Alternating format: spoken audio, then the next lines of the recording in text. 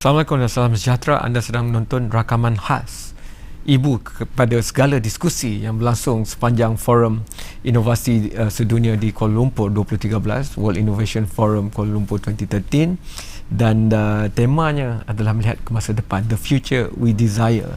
Apakah harapan, apakah impian, apakah yang kita mahukan daripada masa depan itu, dan itu perlu difikirkan sekarang, dan inovasi tentunya menjadi tonggak utama. Sepanjang 3 hari pelbagai pembentang, pelbagai peserta membincangkan perkara ini dengan mendatar dan juga mendalam.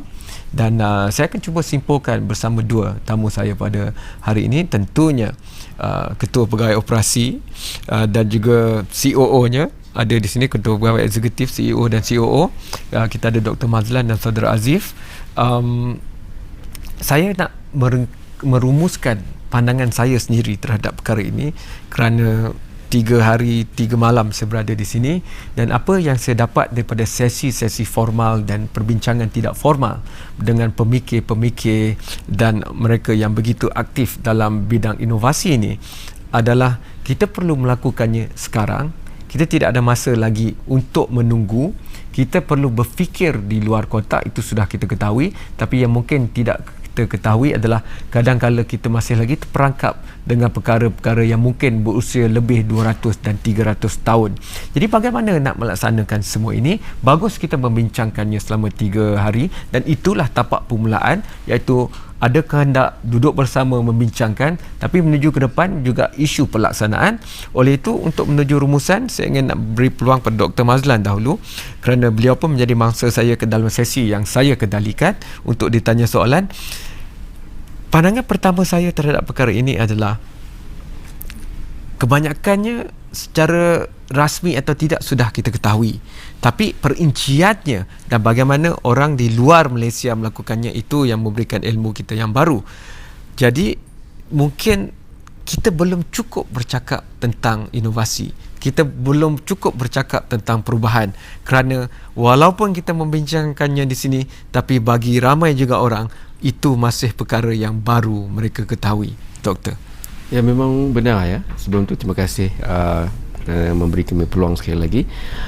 Memang benar bahawa percakapan tentang inovasi itu sebenarnya dah bermula. Itu sesuatu yang bagus, tapi belum cukup halus. Jadi dia, kalau kita terus kepada action plan contohnya, dia akan half baked. Apabila dalam banyak diskusi yang kita dengar daripada pakar tadi, kita dapati bahawa kita perlu kembali kepada orang-orang muda sebenarnya. Okay? Kembali kepada orang muda untuk merencanakan tindakan selanjutnya, sebab mereka lah sebenarnya yang lebih memahami apa yang diperlukan pada masa sekarang dan juga yang kehadapan.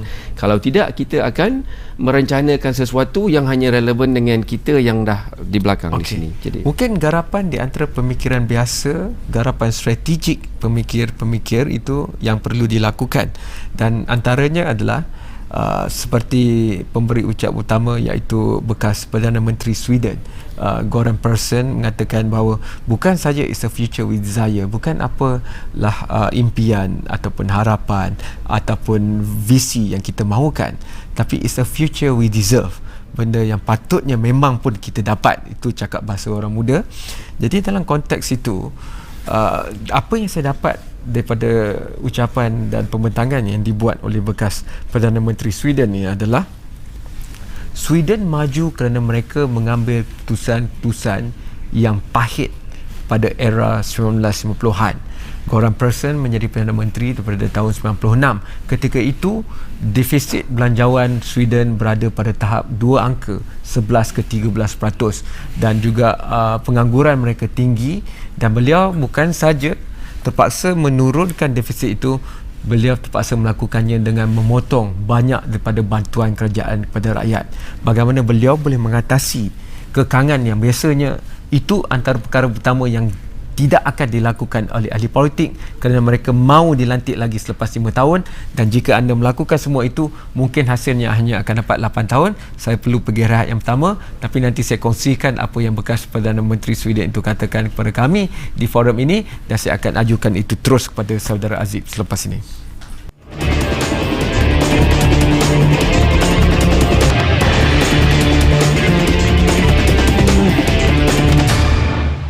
It is a dangerous development when politicians start to decide about what is the important thing to do. To give the best conditions for the research and development society, for the universities, to choose, to take responsibility, and then to evaluate, has been our way to do it. Frameworks, policy making, is something we are focusing on. Financing, evaluation is other things we are focusing on, not deciding exactly what to do. Then, of course, we have focus areas, areas that is in our own interest that we want to develop. For instance, in Sweden, we have had for many years, of course, a very, very huge activity in connection with forestry. If you visit Sweden, you will see that Sweden is literally a forest. 75% of our land is forest. And we have the biggest paper exporting industry in the world together with Germany. It is a forestry-based economy. Of course, that gives us the signal that that sector need to have resources, institutions that can go for innovation and research. Exactly what they shall do is up to them to decide. But of course, it is a focus area where we have resources enough for them to develop. According to our opinion, if you ask the institutions and the researchers, they say we don't have enough resources. Even if we spend most in the world, together with 2-3 other countries, as a part of our GDP, on research and development innovation. It is nevertheless not enough. But when we try to prioritize, we say these are focus areas, and forestry is such an area. Another is mining, of course. Mining and steel, also something that is a fortune for our country, can sometimes be looked upon an old-fashioned industry. Yes, perhaps, but if you look carefully into it, you will see excellent technologies, excellent competitive industries, the best possible equipment for mining around the world, because we have had that as a basis for our economy in a close cooperation between the state and the universities and the companies, a close cooperation. And that type of cooperation has also been one of the explanations behind why we have been able to build the multinational Swedish companies. It has been a very close cooperation between the companies and universities, and not least technical universities. A very close cooperation. And we have been able to build companies in the machinery sector, pharmaceuticals, paper and pulp, mining, telecom, automotive, the transport sector, with brands that are worldwide, multinational and successful, in a close cooperation. Then you have one more test. It's not only the public sector who is contributing with financing, it is also the private sector who has chosen to enter into such a cooperation. And there you have, directly, a quality test. Is this relevant for the future market or not? It might be relevant for the academic society, but is it relevant for the future market? And there you have a very fruitful, ongoing, constantly ongoing discussion. A third area of that kind, besides forestry and mining, is our defense industry. We once chose to stay outside military alliances, to be a neutral country. Therefore, we also had to produce our own military equipment. We didn't want to end up as being dependent on the Soviet Union or the NATO. We said if we are outside military alliances, we also need to have our own military equipment. So therefore we built an industry in that sector. Today, selling their equipment around the world, a successful industry, without any political conditions, except human rights, democracies, and all that is in line with our political tradition at home, that should also be practiced abroad. Keberanian untuk berubah itu antara mesej utama yang diberikan dalam Forum Inovasi Dunia ini, World Innovation Forum Kuala Lumpur 2013, dan Goran Persson menyatakan bahawa apabila dibincangkan tentang iltizam politik, beliau mengatakan kita memang sepatutnya mendapat pemimpin seperti yang kita undi. Tapi saya nak melampaui sikit kerana di Asia ada nilai-nilai lain, bukan hanya nilai kepimpinan, ada nilai norma, ada resam dan ada kearifan tempatan. Jadi dalam konteks itu saya nak pergi kepada saudara Azib, bagaimana harus ini difikirkan oleh kelompok komuniti di Malaysia yang ingin mahukan perubahan dan inovasi dan kreativiti itu, kerana kita perlu jadikannya bergerak dalam acuan kita. Sweden melakukannya dalam acuan mereka, dan kini kita mahukan apa yang mereka capai tapi dengan cara kita. Perbincangan itu mungkin lebih kurang dilakukan berbanding dengan perbincangan inovasi.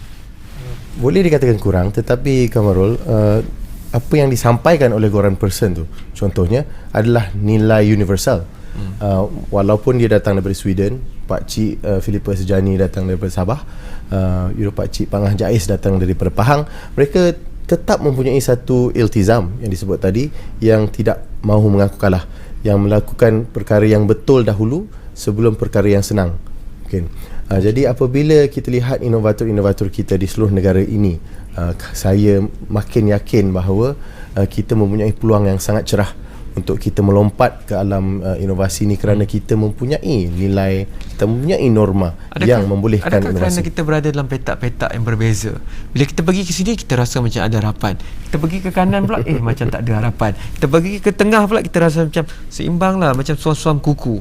Dan ini diluahkan dalam sesi penutup, the final word session, apabila saya turun ke bawah, bertanya sendiri kepada penonton, dan seorangnya adalah pelajar berusia 25 tahun, generasi Y, MMU, dan beliau mengatakan bahawa dia tidak merasa bahawa ada sokongan-dokongan, seolah-olah macam susah sangat untuk melakukan inovasi. Lebih senang untuk membiarkan idea itu mati daripada berpusing ke kiri dan ke kanan, dan ada saja orang seperti yang kerap diberitakan kepada kita, ekosistem yang ada di lembah Silicon misalnya.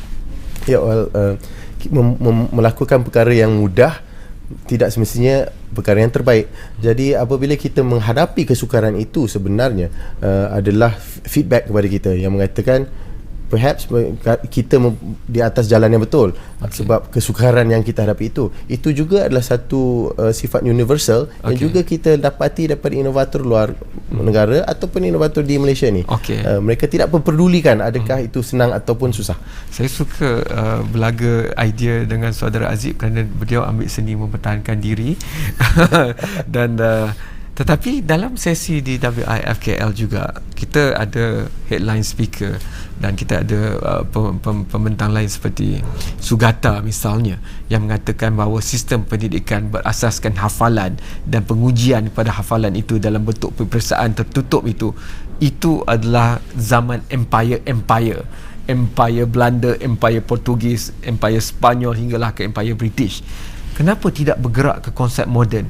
Bukakan, kalaupun perlu ada periksa, biarkan mereka boleh ada capaian internet dan menjawab soalan. Kita bukannya nak meneliti sejauh mana mereka pandai menghafal, tetapi pengolahan sumber maklumat, cara mereka mentafsir maklumat, memadankan maklumat, dan akhirnya melakukan pemikiran kritis. Saya rasa nilai yang saya dapat sendiri, personally yang saya dapat daripada World Innovation Forum ini adalah bukan sahaja mereka yang tersohor yang membincangkan. On the sidelines, kita juga membincangkan dengan pelajar-pelajar sekolah. Kita juga ada mereka cipta akar umbi. Mereka ni di dalam 3-4 hari kita kat sini ni, semuanya membincangkan tentang inovasi. Jadi apabila Kamarul mengatakan perlu ke lagi hafalan. So kata Mitra dah kata tak perlu. Ianya bukannya kenapa kerajaan tidak boleh melakukan itu. Daripada apa yang kita bincangkan adalah kenapa kamu tidak melakukan itu. Kenapa saya tidak melakukan itu dengan anak-anak saya. Apabila kita membincangkan daripada sudut itu, mungkin kita tidak lagi mempersoalkan kenapa kerajaan kita tak buat macam ni, kenapa pendidikan kita tidak begitu. Saya suka itu memberikan soalan tingkat lebih tinggi nanti selepas rehat yang kedua dan terakhir ini kepada Dr. Mazlan, kerana di pentas WIFKL juga saya begitu terharu memandang ke bawah kerana dia bertingkat kedudukan penontonnya, melihat kepada seorang gadis berusia 16 tahun. Beliau mengatakan dia adalah anak kepada seorang pemandu lori, tapi boleh bercakap dalam bahasa Inggeris dan boleh memberitahu pengalaman beliau mengasaskan social enterprise ataupun institusi perniagaan sosial beliau sendiri bersama beberapa rakan untuk membantu golongan remaja kurang upaya dengan menjambatankan mereka ke pentas alam maya di mana produk-produk kraft tangan dihasilkan. Itu kita akan bincangkan dengan Dr. Mazlan, kerana kalau kita sudah ada warga negara Malaysia sebegitu muda, sebegitu bingkas bangun untuk menyambut cabaran inovasi, bagaimana mungkin kita boleh melonjakkan lebih ramai lagi kepersadaan antarabangsa? Itu bincangkan selepas ini. It starts with a good education system. It starts in the primary school system. If you fail there, then you will have a problem in the next phase. Second, never think that politicians are able to point out exactly what will be the future regarding technology. No, it must be up to a process driven mainly by the industry and the universities. Thirdly, never forget that you must remain attractive when you have reached the top. Never forget that you need to take stock of the whole population. Fourth, never mismanage your public finances, because if you do so, then you are sooner or later on the slippery slope. And fifth, I think tremendous challenge with climate change is the driving force we need for the next step in economic development in the world. That is what I think and reflect upon with the backdrop of my long period as a Prime Minister and a European politician. And I'm extremely grateful that I had the opportunity to address such a distinguished audience. And as I said when I started, it's not only about the future we desire, it will be a future we deserve. So why wait? Start working immediately and deserve that future. Thank you.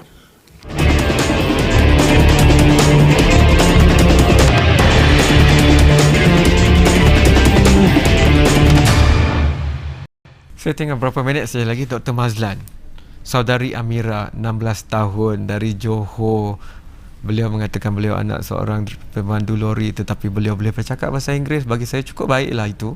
Dan beliau boleh menyampaikan idea, malah telah pun mengasaskan keusahawanannya sendiri dengan membantu orang yang kurang upaya pula tu. Jadi bukan masalah kita tidak ada generasi muda yang terpanggil, bukan masalah kita tak ada idea dan inovasi. Bagaimana kita nak tingkatkan lagi itu? Sebab putik-putik dah memang ada, dan apa yang kita perlu ialah membawa dia, menjejaki mereka tersebut untuk menjadikan dia model kepada yang lain. Kita tak boleh kata semua kita tak ada ramai orang maka kita tidak boleh buat.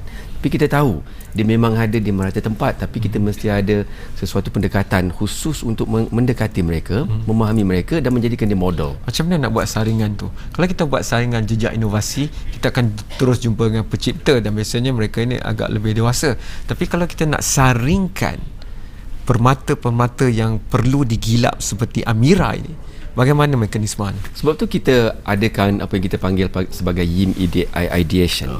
YIM Ideation, kita packagekan program kita dan kita balingkan ke seluruh negara. Jadi sekolah-sekolah di tempat masing-masing akan menangkapnya dan menggunakan modul yang ada untuk mendapatkan mereka-mereka sebegini. Dengan semua usaha yang ada, pada YIM, pada agensi inovasi, pada MOSTI, pada MARA, pada semuanya. Saudara Aziz, Mark Gallagher yang memberitahu kita rahsia-rahsia yang tidak pernah kita ketahui tentang Formula 1 ataupun F1, dan beliau hubungkan dengan bagaimana kita boleh menjadikannya pemangkin kepada inovasi. Beliau kata buat aja. Orang lain semua pergi, beliau buktikan dalam satu persembahan ataupun presentation kepada syarikat besar di Amerika. Orang lain semua bawa projek dan proposal, kertas kerja, tapi mereka terus bawa prototype mini dan mereka lah yang mendapat. So bagaimana kita nak ambil daripada adik Amira semua ni supaya mereka boleh membina prototype dan tak payah lagi nak taip cadangan dan bercakap tentangnya. Itu saya rasa langkah yang begitu konkret ke depan. Message buat sahaja itu memang juga satu message universal.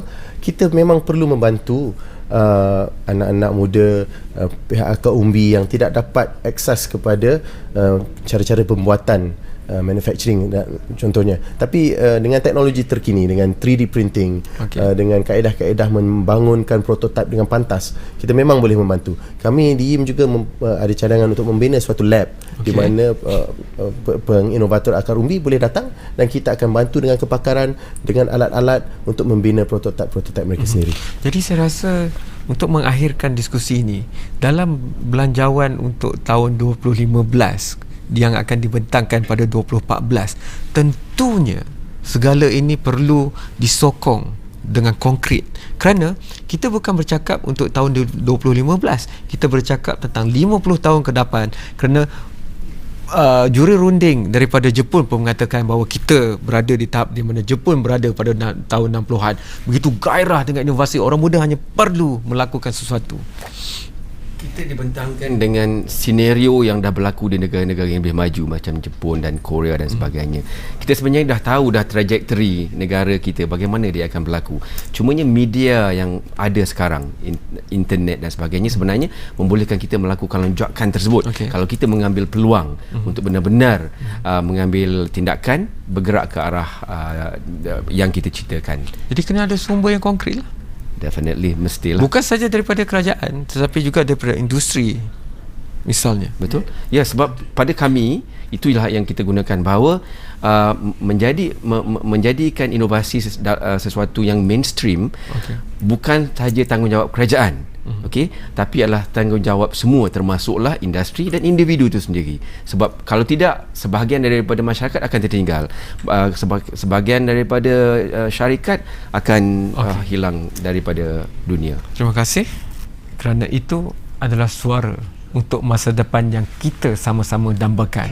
Bukan kita sahaja di Malaysia, tapi kita warga dunia yang didepani dengan masalah perubahan iklim, yang didepani dengan masalah ketidakadilan penagihan sumber kekayaan dan ekonomi, dan ramai lagi yang masih mati kebuluran dan kelaparan tanpa capaian. Misalnya, untuk negara menuju ke depan, negara perlu berfikir secara antarabangsa, dan itu akan saya rasa diteruskan. Kalau ada lagi World Innovation Forum KL 2014, Awani akan sentiasa berada di sisi untuk memperjuangkan isu untuk masa depan anak bangsa kita dan juga dunia. Sekian, terima kasih kepada Yayasan Inovasi Malaysia, terima kasih kepada semua yang menjayakan World Innovation Forum 2013, dan kita jumpa lagi di World Innovation Forum Kuala Lumpur 2014.